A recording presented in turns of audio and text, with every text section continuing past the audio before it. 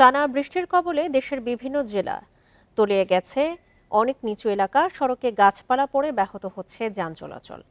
অনেক এলাকায় mobile network ও বিদ্যুৎ না থাকায় দুর্ভোগে স্থানীয়রা। এদিকে বঙ্গোপসাগরে ঝড়ের কবলে পড়ে 7টি ট্রলার ডুবির ঘটনায় এখনও নিখোঁজ 30 জেলে। শুক্রবার থেকে বৃষ্টি ও ঝোড়ো হাওয়া বইছে বিভিন্ন জেলায়।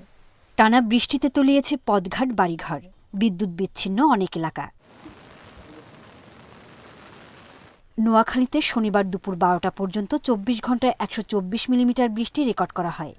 ভারী বৃষ্টিতে পানি বেড়েছে 8 উপজেলার নিচু এলাকায়। ঝড়ে উপড়ে গেছে গাছপালা। অনেক এলাকায় মোবাইল ফোনের নেটওয়ার্ক ও বিদ্যুৎ না থাকায় তৈরি হয়েছে জনভোগান্তি। আবহাওয়া খারাপ আর বিদ্যুৎ নাই, রাত্রে খুব অসুবিধাতে আছি।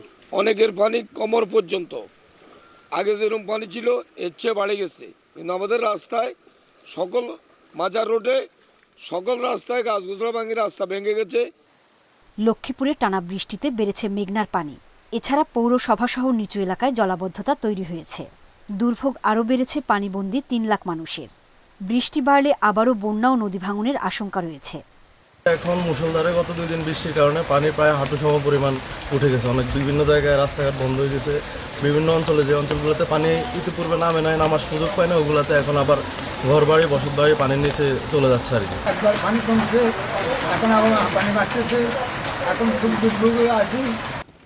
এদিকে ঝড়ের কবলে পড়ে বঙ্গোপসাগরে ট্রলার ডুবির ঘটনা ঘটেছে। এতে নিখোঁজ হন বেশ কয়েকজন জেলে।